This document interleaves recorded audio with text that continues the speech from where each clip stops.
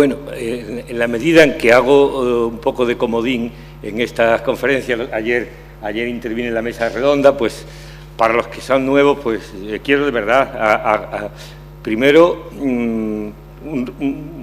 unas palabras de reconocimiento a la iniciativa. A mí me parece que es una iniciativa loable, interesante.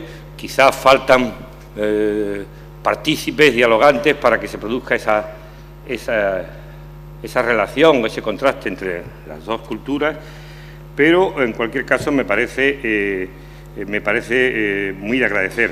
Agradezco a las entidades que sponsorizan esta actividad y sobre todo quiero aprovechar en esta mi última intervención, allí interviene en la mesa redonda, sobre la que haré un pequeño comentario previo para los que estuvieron y para los que no estuvieron también. Y quiero agradecer al profesor Enrique Montero, que frente a mi escepticismo ha tenido, en este caso, el optimismo de la voluntad y de la inteligencia. Ha unido las dos cosas, aquellas que decía Granchi, ya que me citó, que no suelen estar unidas. Él estaba convencido de que esto merecía la pena hacerlo, que era bueno, que aunque en Cádiz no se había producido esa relación entre vamos a decir, la gente de letras y la gente de ciencia, pues había que intentarlo y aquí estamos, y le agradezco ese tesón y esa disposición a promover las buenas causas como esta.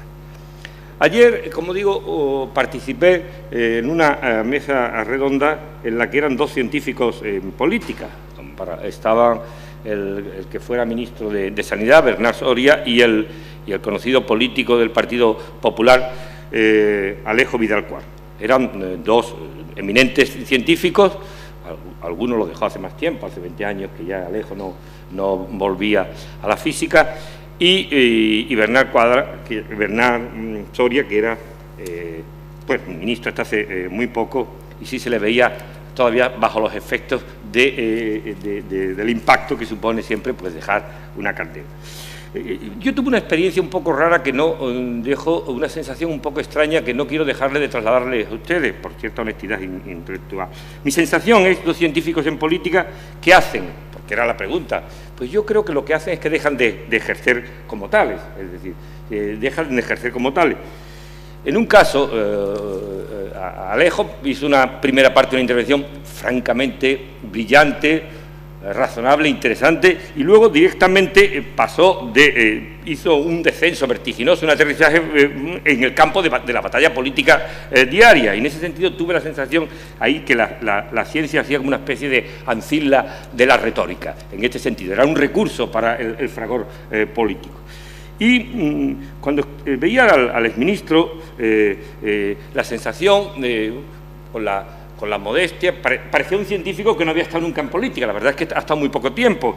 Y la sensación que tuvo es la de que un científico era una especie de convidado de piedra, ponga a un científico en la mesa del Consejo de Ministros. Es decir, si pones un ministro, la ciencia se convierte como argumento de autoridad y da publicidad. Tenemos a un científico en la mesa del Consejo de Ministros.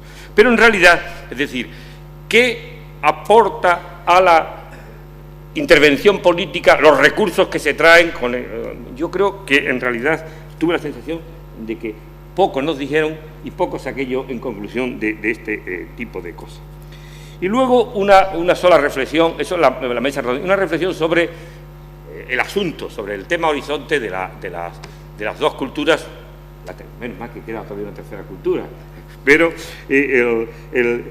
yo creo, y esta es una opinión de muchos, obviamente de los no científicos, por decirlo de una manera lapidaria, la ciencia es una excelente práctica de las que no somos científicos, siempre estamos admirados, sobre todo los que tenemos aprecio a una racionalidad ilustrada, es una excelente práctica en la que uno aprende, pero en realidad la autoconciencia de los científicos es menos excelente, o bien porque no llegan o bien porque se pasan de alguna manera. Pero lo cierto es que la metaciencia ha sido frecuentemente oficio de no científicos, oficio de filósofos, oficio de historiadores, oficios políticos de la ciencia, sociología de la ciencia. Básicamente, la metaciencia es una actividad, pero para nosotros, para los no científicos, pero que tenemos un aprecio desde pequeñito a la actividad científica, en tanto que paradigma de la racionalidad teórica, sin duda, y con analogías que nos sirven para los que nos dedicamos a la racionalidad práctica. De alguna manera, como digo, es una práctica excelente, pero la reflexión la decantación de las lecciones básicamente las suelen hacer los no científicos. Pero voy al tema mío. Estas son reflexiones por no pasar por aquí sin decir una mínima opinión, por lo menos una divisa sobre lo que pienso sobre el asunto. Pero voy directamente al tema, la relación entre democracia y ciencia, pero que es en realidad la relación entre democracia, conocimiento y verdad.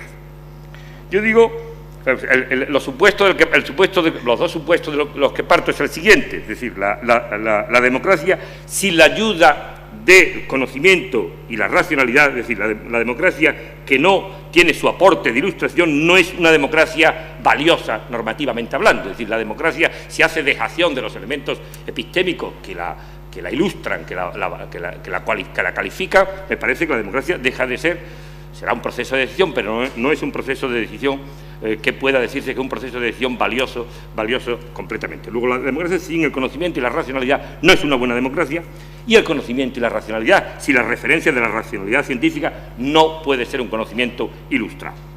Por tanto, la posición es que una buena democracia necesita el componente conocimiento, la expertise, o sea, necesita los elementos de un conocimiento técnico, de alguna manera, tiene una dimensión técnica, necesita la expertise más en este tiempo, y la democracia necesita la razonabilidad, por tanto, necesita la razonabilidad en este sentido, en un sentido habermasiano que luego expliqué, para hacer frente a dos crisis importantes de las cuatro que voy a explicar. La crisis que vive la política de nuestro tiempo, que es la crisis de insolvencia, es decir, ante el impacto que sobre la democracia tiene el desarrollo científico-técnico, en fin, la democracia se encuentra desnuda, se encuentra con una crisis de insolvencia, y otro elemento aún más preocupante, que es la deriva manipuladora que experimenta la democracia como consecuencia de la extraordinaria ocupación mediática, o lo que yo he llamado en algún sitio el cierto bonapartismo mediático que ocupa casi todos los campos de la política y sobre todo el campo de la comunicación política. Por tanto, voy a referirme al principio a contextualizar esta crisis muy sumariamente en lo que entiendo, en lo que yo, de una manera, como índice, entiendo que es la crisis de la política. Digo que el malestar que aqueja hoy a la política se resumiría en lo siguiente.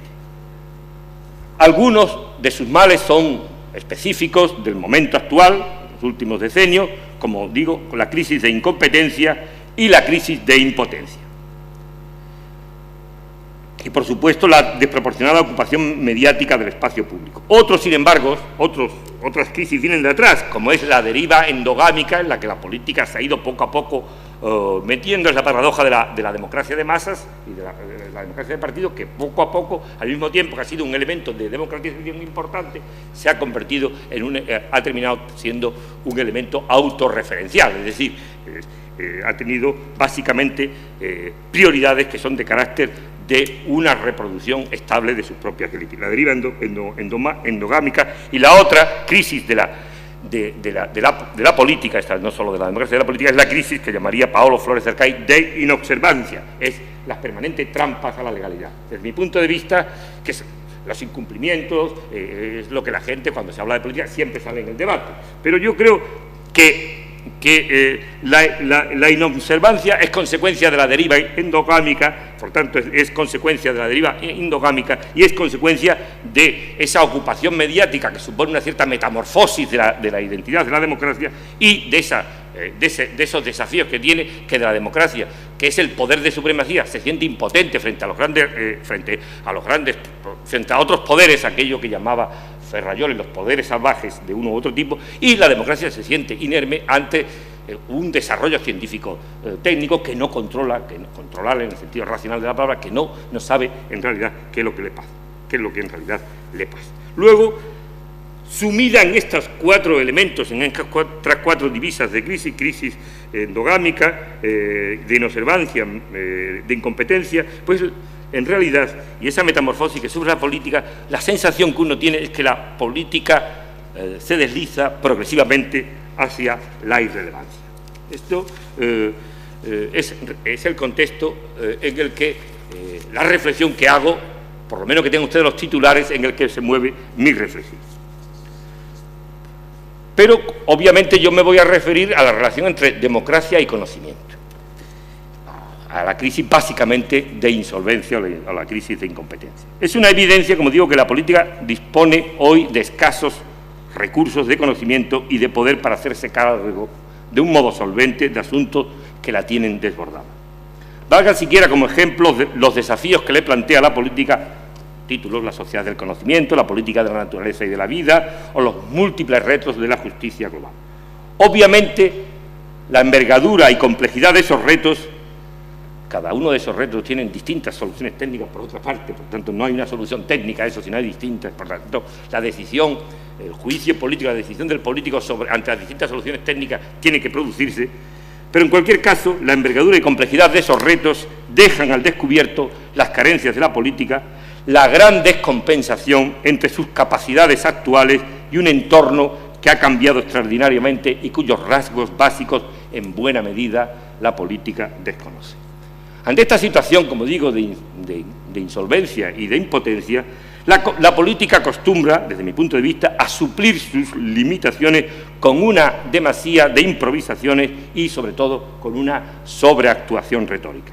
Y o bien enarbola la bandera de unos principios hermosos y genéricos, mezcla de obviedades, truismos y tópicos políticos, y en uno y otro caso se pone de manifiesto una y otra vez la gran niñez mental en la que se ha estancado el mundo político para crear la ilusión de solución. Todo este suministro de escaso calibre intelectual contribuye además a estimular en el escenario político público pasiones sectarias cuya estación término resultan con frecuencia el fanatismo. Ante este panorama, comprendo que un poco tétrico que he planteado, tétrico por sumario, quiero hacer una pregunta retórica en este caso, pero kantiana. ¿Qué debe esperar la democracia del conocimiento? Yo creo que la razón siempre ha jugado un papel importante, la racionalidad, ha jugado un papel importante en la economía de una política con vocación ilustrada y con vocación democrática. Y para habérselas de modo eficaz con estos desafíos de futuro, la política necesita, antes que nada, reconstruir su alianza con el conocimiento, es el primer tema al que me voy a referir, y su alianza con la verosimilitud. Aquí se hablaba mucho de verdad y, obviamente, hablando de política, yo prefiero hablar de una aspiración a la verosimilitud. Que la democracia tiene una relación sobre el conocimiento es una obviedad si solo uno mira la historia, es decir, la relación entre en la democracia griega entre episteme y democracia era evidente, es decir, desde sus orígenes ha existido una analogía que siempre que se puede hablar de racionalidad y democracia siempre es una relación analógica. Hay partes que se pueden recomponer o hay partes que se puede, la política o la democracia puede emular y en parte no puede emular. Obviamente son campos distintos.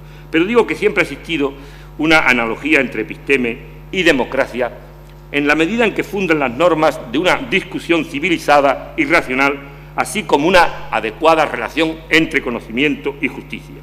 Referencias normativas que se necesitan, como decía ayer. De un lado, no cabe aspirar a sociedades superracionales en las que no cuente la justicia democrática, porque eso se convierten, o se han convertido ya, la historia está plagada de experiencias, en distopías, y de todos los sistemas políticos que se justifican por su aspiración a la justicia, como dice Sartori, el que más crucialmente depende de la inteligencia es la democracia. No cabe, pues, realizar o aspirar a realizar la justicia o a combatir las injusticias sin contar con el conocimiento y sus capacidades técnicas, si bien la tensión entre conocimiento y justicia, entre conocimiento y democracia como forma universalizable de la justicia, es irresoluble. Evidentemente, no se trata de revivir aquella ingenua aspiración de la primera Ilustración, o tan expresivamente resumida en la divisa de Comte: saber para prever, prever para poder. Pero, de alguna manera, esa aspiración a que, si la justicia es la forma más recomendable, si la democracia es la forma más recomendable y universalizable de justicia, esa justicia democrática no es posible hacerla sin una alianza con el conocimiento. Pero, por otra parte, hay un equívoco que ayer salía en el debate, que es la identificación de democracia con regla de la mayoría. Nosotros vivimos, nuestra Constitución lo dice, y la mayoría de los países que tienen democracia viven en un modelo de democracia constitucional. Diríamos que la democracia de los modernos es un modelo de democracia constitucional. Y evidentemente las dos palabras democracia y constitucional, democracia hace básicamente alusión, evoca la regla de la mayoría, y constitucional evoca básicamente lo que llamaríamos elementos contramayoritarios que necesita la democracia para sobrevivir. Por tanto, la democracia no es solo decisión por mayoría, sino primero es decisión después de deliberar. Aquí metería el componente habermasiano, es decir, no es es decir, una decisión aplicada al procedimiento justo que significa la democracia si la decisión por mayoría es previa a una deliberación razonable, es decir, una deliberación que se produce con la información apropiada, una deliberación que se produce con elementos de imparcialidad, es decir, la gente está dispuesta a acoger el mejor argumento y, por tanto, que se produce con una cierta apertura al argumento del otro o al argumento de los otros. Y evidentemente, estos datos, como sería el modelo antiguo de democracia, tiene que producirse con transparencia y no con opacidad. Erga omnes ocoram populo, como de alguna manera. Por tanto, la democracia no es solo decisión por mayoría, sino la decisión por mayoría incluso es una decisión que se tiene que producir con estas constricciones de carácter normativo y que algo tienen que ver con conocimiento, que es la búsqueda de la imparcialidad, la información y la transparencia. Y luego el elemento equívoco de que el soberano lo puede todo. El soberano no lo puede todo. El soberano tiene un coto vedado, como diría el gran filósofo del derecho, Garzón Valdés, no confundir, el profesor Ernesto Garzón Valdés, que es el coto vedado a la mayoría, que es básicamente lo que significa el Estado de Derecho, es decir, el imperio de la ley, el blindaje que deja la Constitución de los derechos fundamentales, los derechos sociales, políticos y civiles, y por tanto una cantidad de mecanismos contramayoritarios que impide que el soberano, entendiendo las asambleas parlamentarias, pueden decidir lo que quieran. Están limitadas por la Constitución y por los elementos agravados para la reforma de la Constitución, las dificultades, y están limitados por los organismos contramayoritarios que se encargan de velar por el amparo de lo que llamaríamos las reglas del juego y la base que le da sentido o horizonte de justicia a la democracia. Por tanto, el modelo de democracia constitucional es un modelo que combina regla de la mayoría como la regla básica de la democracia y al mismo tiempo elementos contramayoritarios que solo se justifican o su legitimidad de ejercicio se justifica y de origen se justifica en tanto en cuanto son elementos que tienen que argumentar sus decisiones. El valor de un tribunal, el valor del Tribunal Constitucional, que no nos escandalice o que nos escandaliza tanto, es que básicamente sus decisiones tienen que ser decisiones que son valiosas en la medida en que sus argumentos, en que sus premisas y sus razones son valiosas. Es decir, ahí hay un componente epistémico de la democracia que está en el propio modelo de democracia constitucional que nos hemos dado y que todo el mundo considera que es el valioso. Eso me parece claro. Por tanto, la propia historia y la propia historia de la democracia, por remontarse al origen o a la inspiración de la democracia griega y el modelo de democracia moderna, son modelos que están llamando a una relación, a una alianza privilegiada con elementos de racionalidad y elementos del conocimiento. Entro más directamente en el primer, dejando estas observaciones introductorias, llego de los dos asuntos que voy a intentar explicar o argumentar, al primero, que es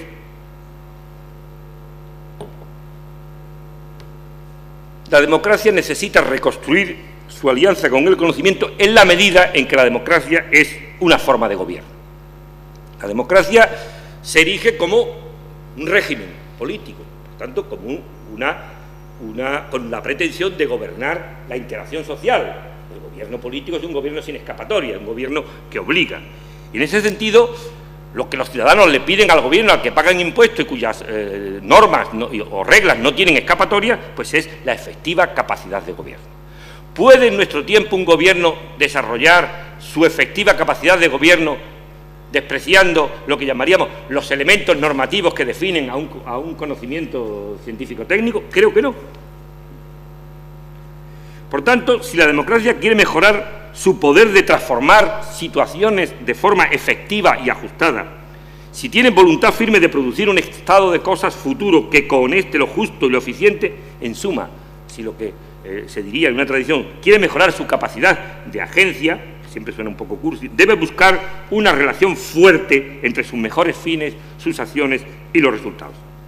En este sentido, el uso de recursos epistémicos y técnicos apropiados se ha convertido en una exigencia perentoria para lograr el tipo de soluciones que el tratamiento eficiente de los nuevos asuntos de la agenda política demanda, es decir, una clase de respuesta a los problemas que por su propia naturaleza tienen que ser matizada, tentativa, que funciona en coordinación con otras relacionadas, por supuesto, y inevitablemente diseñadas pensando en el medio plazo. En suma, y aunque en unos casos por desconocimiento y en otros simplemente porque los requerimientos epistémicos resultan un engorro para el potencial de maniobra de la política y su acostumbrado vuelo gallinacio, a veces se olvida esa relación privilegiada, esa constricción que supone los elementos de conocimiento para la política. Pero voy a solo enumerar la relación que hay, para empezar, entre eficiencia y justicia, que es una metáfora, o es una manera de referirnos a la analogía o la relación entre justicia y el complejo ciencia técnica. Creo que la eficiencia es un ingrediente de la justicia.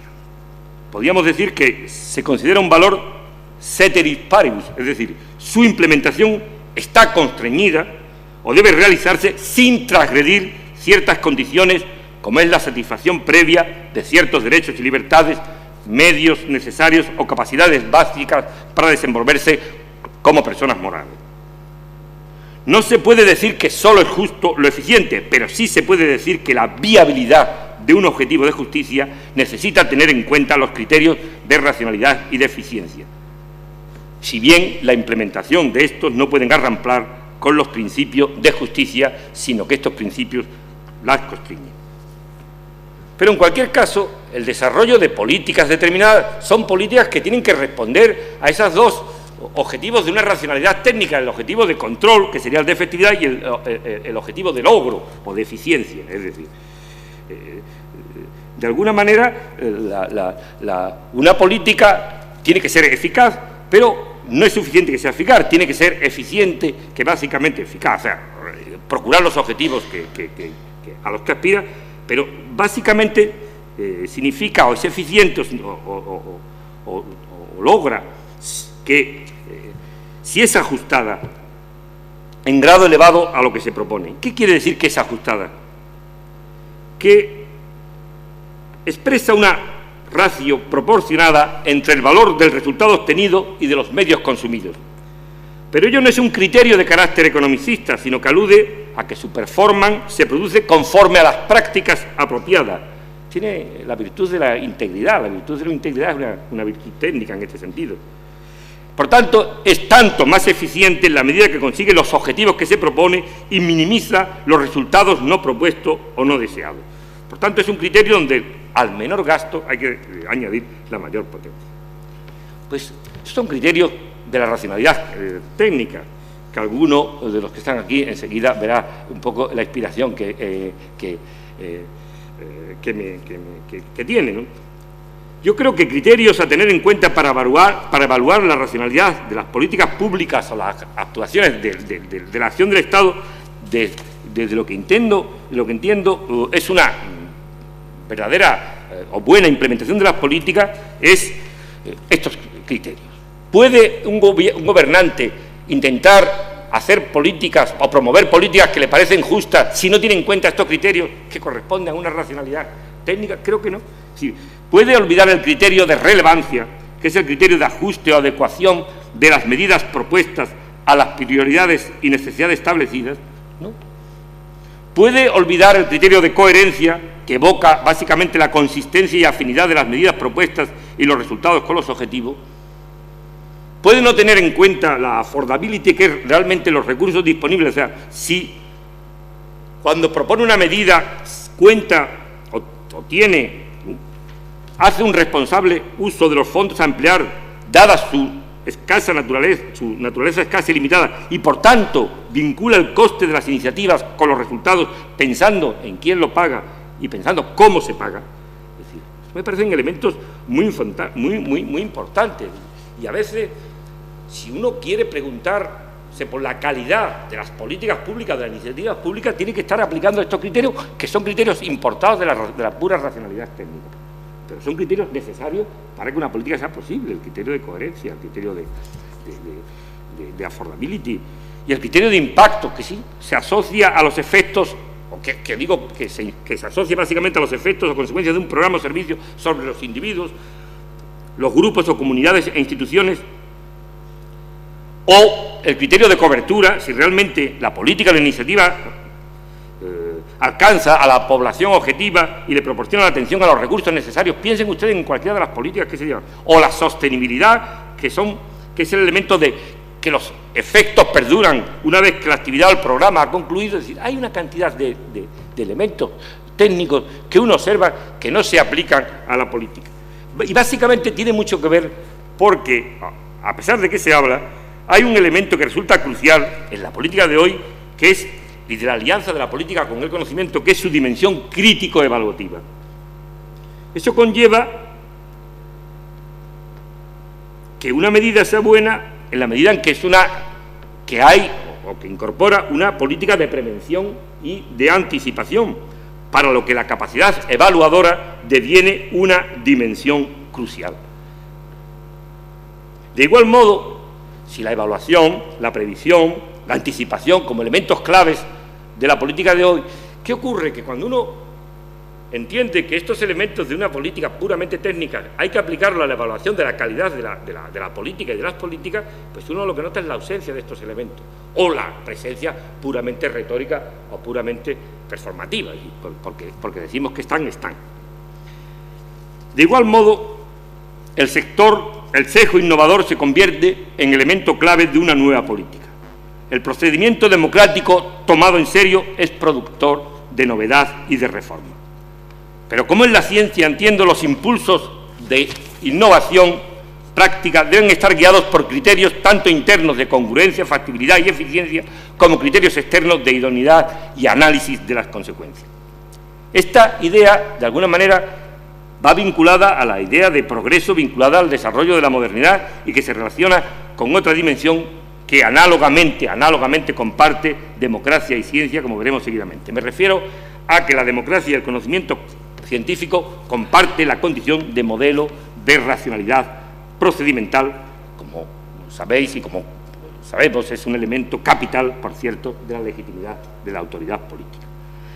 A igual que en la ciencia, en la acción tecnológica, en democracia, para determinar el valor de una acción cuenta y mucho no solo los objetivos y resultados de aquella, sino el proceso, la forma como se formulan tales objetivos y cómo se consiguen los resultados.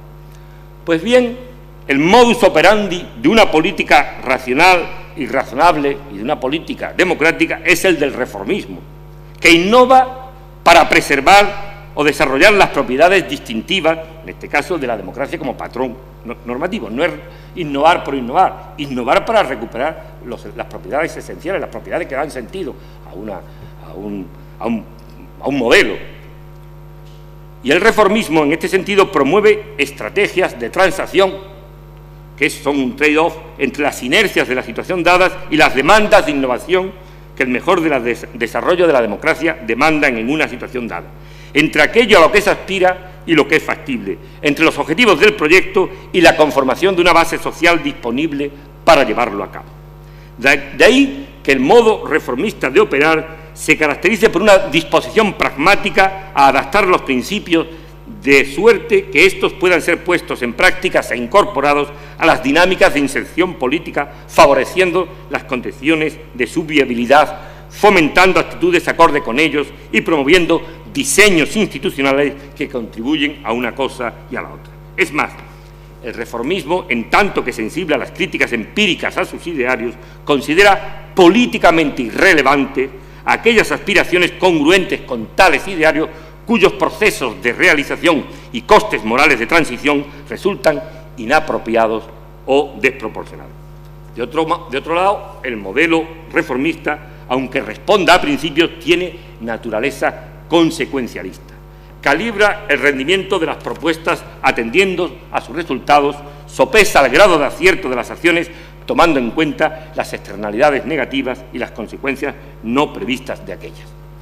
La idea de progreso que se vincula al impulso reformista tiene cierta analogía también con algunos de los principios y criterios que guían al progreso del conocimiento científico y técnico.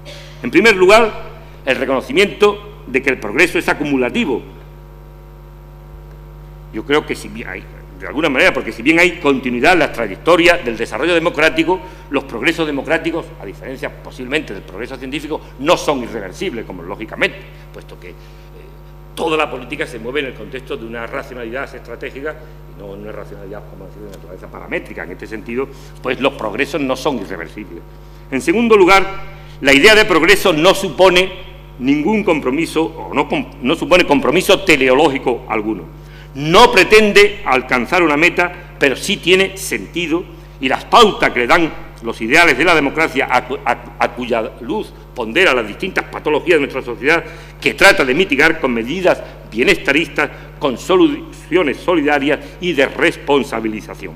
Sus logros, pues, lejos de representar un estadio definitivo, se convierte en base y condición de las demandas y desafíos inéditos hasta entonces. Yo en este sentido he visto esa analogía, he intentado ver de esta manera, así un poco a caballo, la analogía entre el comportamiento de una práctica racional y una práctica política coherente si quiere aplicar una política que sea, por un lado, una política eficaz y al mismo tiempo sea una política democrática. Yo, por mi parte, he visto estas analogías en este tema. Y ahora, con esto lo que quería era un poco señalar o subrayar la idea de que la democracia como modelo de gobierno no puede funcionar dando la espalda dando la espalda al conocimiento científico-técnico o dando la espalda a los elementos normativos que una racionalidad científico-técnica aporta, o algunos de ellos, por lo menos no atendiendo a la analogía o a las lecciones que de él recibe para poder funcionar o para poder operar en esta época realmente o desarrollar su capacidad de control y logro, su capacidad de gobierno eficiente. Pero hay otra dimensión, otro de los peligros que quizás desde mi punto de vista más me preocupan, no es que no me preocupe que es el problema de, como llamaba antes, que tiene que aportar la verosimilitud, la razonabilidad al otro elemento, como llamaba, la ocupación mediática, que desde mi punto de vista arruina el componente epistémico necesario de la democracia. Cuando hablo de componente epistémico me estoy refiriendo verdaderamente a que la verosimilitud, la búsqueda de la verdad, evitar el engaño, aportar información solvente y no una deriva manipuladora es fundamental para que la democracia siga manteniendo ese elemento emancipatorio o ese elemento normativo que la hace valiosa. Y eso tiene mucho que ver en la medida en que la democracia es un régimen de opinión pública y que la comunicación política es hoy una comunicación política que se desenvuelve en el contexto de opinión pública. Por tanto, la verosimilitud, la razonabilidad de la democracia la voy a analizar en el contexto de lo que llamaríamos el medio de la comunicación política hoy, que es la opinión pública. Lo que creo es que el aliado imprescindible de la democracia como valor es la verosimilitud, es decir, la democracia sitúa la capacidad de decisión sobre los asuntos bajo el escrutinio de quien contribuyen a su entendimiento aportando las mejores razones. De modo análogo, entiendo, a todo procedimiento racional, las decisiones de cualquier órgano de una democracia constitucional, además de sobre la base de buenas razones, requieren como elemento de su ineludible justificación pública la contrastabilidad intersubjetiva compartida y accesible de todos. De este modo, el arte de la argumentación, que ya acompañara, como dije anteriormente, el funcionamiento de la democracia, es un mecanismo ideado para obtener lo siguiente: el arte de la argumentación racional, buenas creencias, diseñar proyectos razonables a la vez que viables, y al mismo tiempo que la formación y consolidación pública de las preferencias permitan detectar intereses generales, así como frenar la parcialidad de los intereses particulares. Ayuden a liberarnos del autoengaño, la manipulación y las malas pasiones, la peor en la política, que es el sectarismo. Por supuesto, sin menoscabo siempre del principio de autonomía moral de los individuos y, por tanto, un racionalismo, matizo, pero no un racionalismo paternalista, no obligar desde órganos contramayoritarios a hacer bueno a la gente. Y la democracia, el elemento de razonabilidad tiene que estar también inserto en lo que llamaríamos en el debate público y en el factor deliberativo que lleva a que la decisión sea una decisión a ser posible razonable. Creo que esta capacidad epistémica que se le supone a la democracia depende, en realidad, como no, pero no me detengo, de las condiciones efectivas para su ejercicio. En virtud de esta inspiración originaria, la verosimilitud, además de imponerse sobre la charlatanería como horizonte de la comunicación política, no se rinde al desconcierto que produce el no saber y el no poder. Un desconcierto que en este caso busca falso consuelo en el relativismo epistémico-moral jaleado por el multiculturalismo, para el que la verdad y el valor de algo se subordina al contexto y a cualquier interpretación subjetiva fundada en aquel. ¿Es posible algo de esto que he dicho, que nos suena muy utópico en el actual régimen de opinión pública? Bueno, el término opinión pública, como saben, se fragua en los prolegómenos de la Revolución Francesa y alude a un público de ciudadanos que juzgan la gestión de los asuntos del bien común y del interés general.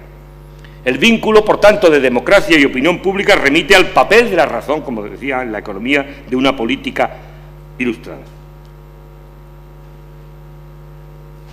No se concibe, por tanto, en la tradición, en esta inspiración, poder decidir sin saber. La responsabilidad político-moral supone la responsabilidad epistémica. En suma, la democracia es valiosa por su analogía, en este caso, con la episteme, que dirían los griegos. Pero siglos después, nada menos que Jeremy Bentham justificaría el nexo constituyente entre opinión pública y democracia, en tanto ésta no solo aspira a un gobierno consentido, sino que a dicho consentimiento sea razonable. Razonabilidad que los ciudadanos procuran en la arena de la opinión pública. Esta alienta un trasiego de opiniones y justificaciones con pretensiones de verdad y de justicia, de las que los ciudadanos se valen para trasladar a los órganos formales del sistema político sus demandas y sus intereses, evitando parecer esclavos de los propios prejuicios y atendiendo a la opinión de los otros. La opinión pública, pues, se convierte en foro para la discusión de los distintos asuntos, da voz a diversos intereses sobredimensionando a unos y pretiriendo a otros. Vigila la escena política, examina el desempeño de sus actores y airea sus malas conductas y corruptelas. En consecuencia, la calidad de la ejecutoria de la democracia y el desempeño de sus funciones propias dependen también de si la comunicación política se vincula a la promoción de una opinión pública saludable, transparente y a la formación de opiniones y voluntades políticas que se canalicen a través de los filtros de una opinión pública dispuesta a organizarse de una manera deliberativa en la que los ciudadanos dispongan de medios y oportunidades para componer un juicio informado y decidir de modo razonable y responsable. Sin este componente no cabe presuponer igualdad de oportunidades en la participación ni una movilización política pertinente y responsable. El elemento deliberativo resulta un antídoto eficaz contra algunos de los males más serios, como dije, de la política actual. Como anunciaba antes, nadie como Habermas ha conceptualizado de manera tan exhaustiva y rigurosa la naturaleza deliberativa. Opiniones y decisiones tienen que justificarse sobre la base de buenas razones, filtrando las distintas propuestas según criterios de imparcialidad, justicia y transparencia, como ya dije antes, para ir un poco abreviando. Por tanto, es su potencial de rastreo de la verdad lo que le da al proceso democrático un valor epistémico y, por tanto, la veracidad se convierte en uno de los pilares de la relación de confianza entre representante y representado. Tenemos una democracia, como no podía ser de otra manera, que una democracia de representación.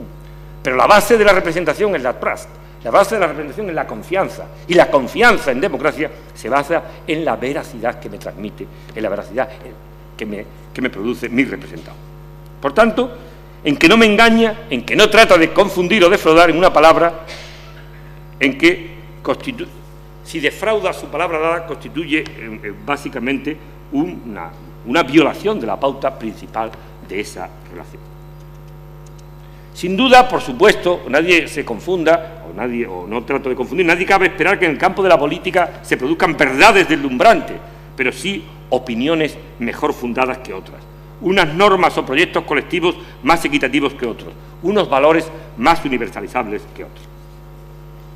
Por su naturaleza dialógica, la deliberación somete a contraste esa pretensión de verdad. Por tanto, entablar conversaciones con grupos y posiciones heterogéneos nos dispone de entrada a tomar en consideración otras razones. Este aspecto intersubjetivo, compartido y accesible a todos de la justificación pública, se hace, si cabe, más imprescindible en las condiciones de la democracia actual. La variedad de situaciones inéditas y pretensiones generadas por la multiplicidad de intereses, así como el pluralismo de las concepciones y formas culturales, reclaman cada vez más comunicación para dar una respuesta política coordinada a los retos de este nuevo contexto.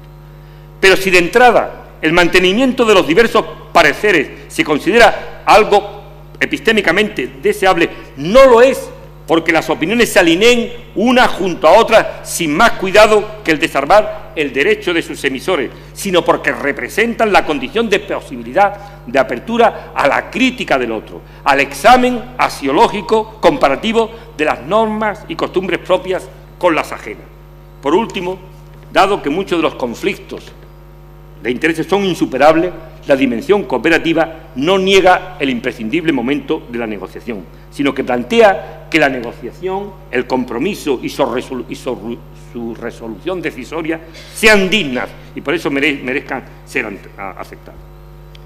Pero obviamente para que pueda haber una opinión pública valiosa tiene que haber una información apropiada y no distorsionada, una información apropiada y al alcance de los decisores.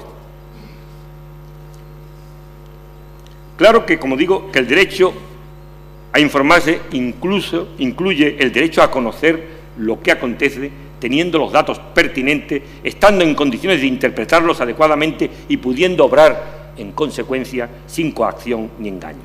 Sin esta base, los ciudadanos carecen de un recurso imprescindible para formarse un juicio político de valor.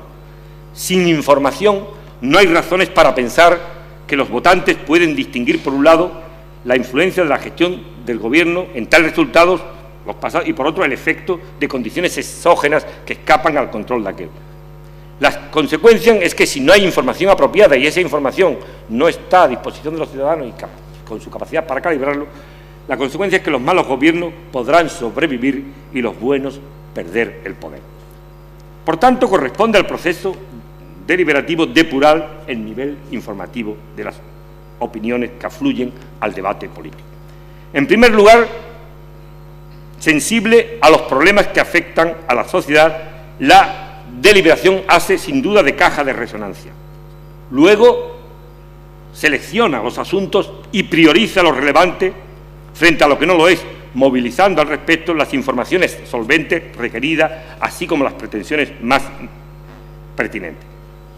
Por tanto, la perspectiva deliberativa filtra las contribuciones, es selectora y depuradora, hace, dice, estoy citando a Habermas, hace de esclusa racionalizadora, con lo que produce ganancia informativa y clarificación conceptual.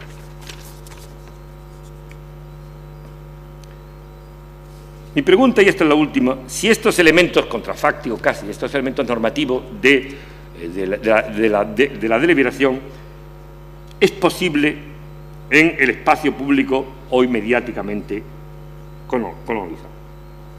A mí me parece que en la sociedad de la información, el guión mediático lo invade todo gracias al papel de las... En fin, me la ahorro. Lo cierto es que esa potencialidad de los recursos mediáticos se ha convertido en un recurso estratégico extraordinario por el que pugnan de modo poco transparente distintos poderes.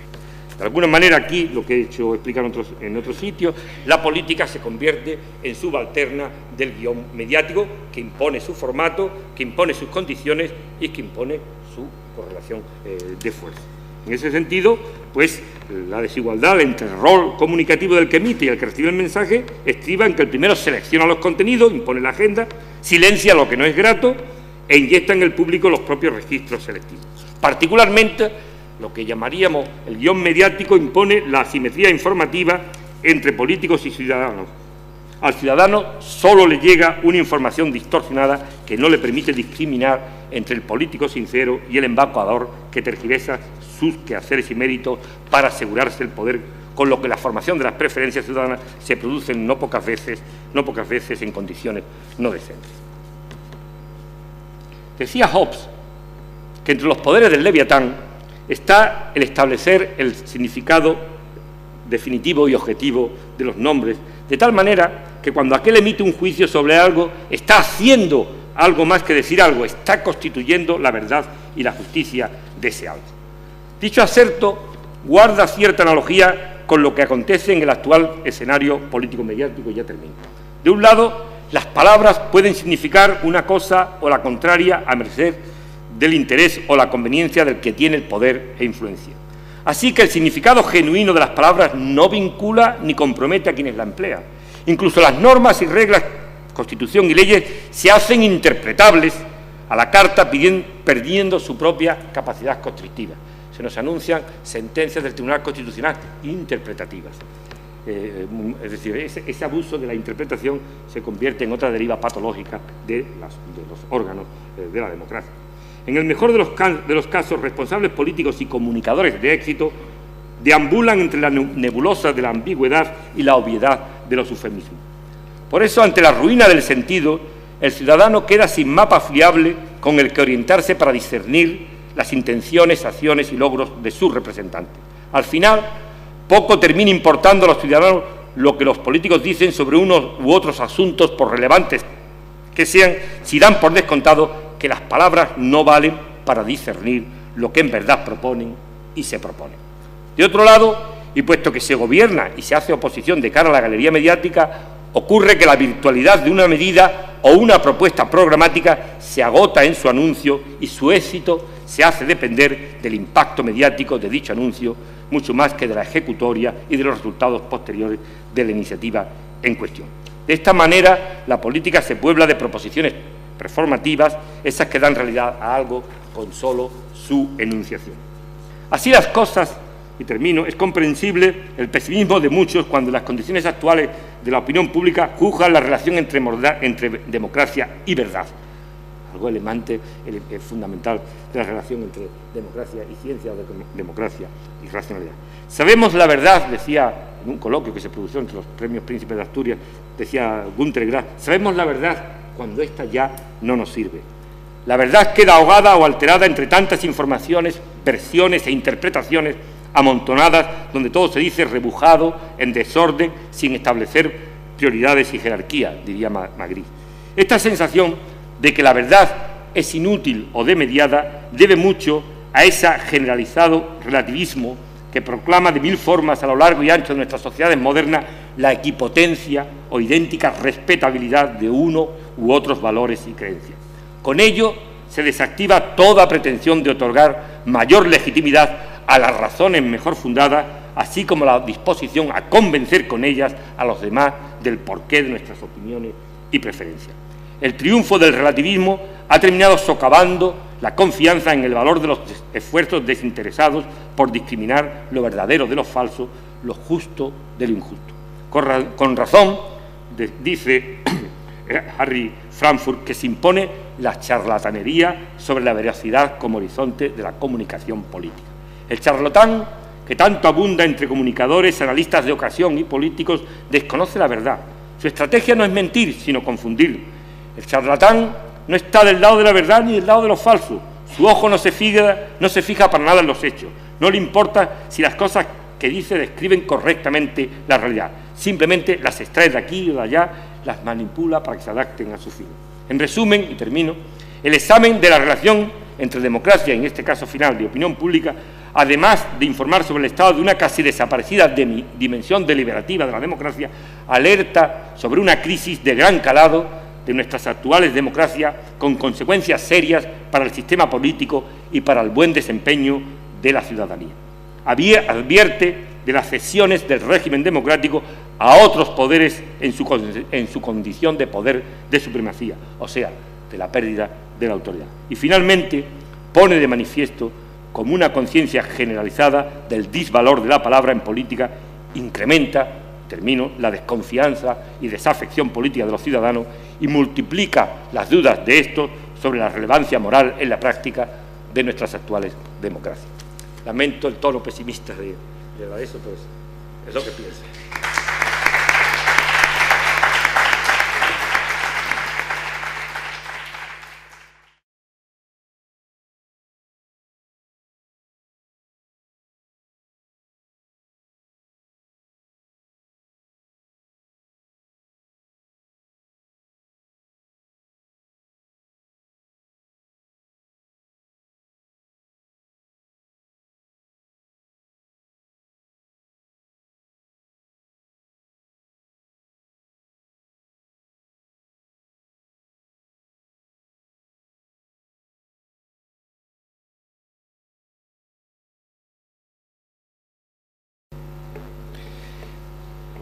Bueno, en la medida en que hago un poco de comodín en estas conferencias, ayer intervine en la mesa redonda, pues para los que son nuevos, pues quiero de verdad, primero, unas palabras de reconocimiento a la iniciativa. A mí me parece que es una iniciativa loable, interesante, quizás faltan partícipes, dialogantes, para que se produzca esa relación, ese contraste entre las dos culturas, pero en cualquier caso me parece muy de agradecer. Agradezco a las entidades que sponsorizan esta actividad y sobre todo quiero aprovechar en esta mi última intervención, allí interviene en la mesa redonda, sobre la que haré un pequeño comentario previo para los que estuvieron y para los que no estuvieron también. Y quiero agradecer al profesor Enrique Montero, que frente a mi escepticismo ha tenido, en este caso, el optimismo de la voluntad y de la inteligencia. Ha unido las dos cosas, aquellas que decía Gramsci, ya que me citó, que no suelen estar unidas. Él estaba convencido de que esto merecía la pena hacerlo, que era bueno, que aunque en Cádiz no se había producido esa relación entre vamos a decir, la gente de letras y la gente de ciencia, pues había que intentarlo y aquí estamos. ¿Qué hacen? Que era la pregunta. Pues yo creo que lo que hacen es que dejan de ejercer como tales, es decir, dejan de ejercer como tales. En un caso, Alejo hizo una primera parte de una intervención francamente brillante, razonable, interesante, y luego directamente hizo un descenso vertiginoso, un aterrizaje en el campo de la batalla política diaria, y en ese sentido tuve la sensación ahí que la ciencia hacía como una especie de ancilla de la retórica, en este sentido, era un recurso para el fragor político. Y cuando veía al exministro, la sensación, con la modestia, parecía un científico que no había estado nunca en política. La verdad es que ha estado muy poco tiempo. Y la sensación que tuvo es la de que un científico era una especie de convidado de piedra, ponga un científico en la mesa del Consejo de Ministros. Es decir, si pones un ministro, la ciencia se convierte como argumento de autoridad. Y le agradezco ese tesón y esa disposición a promover las buenas causas como esta. Ayer, como digo, participé en una mesa redonda en la que eran dos científicos en política. Estaban el que fuera ministro de Sanidad, Bernard Soria, y el conocido político del Partido Popular, Alejo Vidal-Quadras. Eran dos eminentes científicos, algunos lo dejó hace más tiempo, hace 20 años que ya Alejo no volvía a la física, y Bernard Soria, que era pues ministro hasta hace muy poco, y sí se le veía todavía bajo los efectos del impacto que supone siempre pues dejar una candela. Yo tuve una experiencia un poco rara que no dejó una sensación un poco extraña que no quiero dejarle de trasladarles a ustedes, por cierta honestidad intelectual.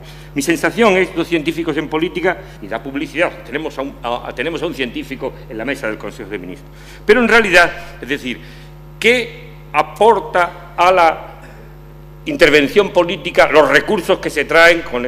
Yo creo que en realidad tuve la sensación de que poco nos dijeron y poco saqué yo en conclusión de este tipo de cosas.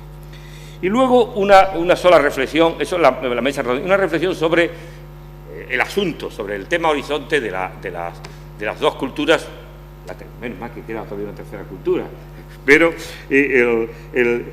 yo creo, y esta es una opinión de muchos, obviamente de los no científicos, por decirlo de una manera lapidaria, la ciencia es una excelente práctica de las que no somos científicos, siempre estamos admirados, sobre todo los que tenemos aprecio a una racionalidad ilustrada, es una excelente práctica en la que uno aprende, pero en realidad la autoconciencia de los científicos es menos excelente, o bien porque no llegan o bien porque se pasan de alguna manera.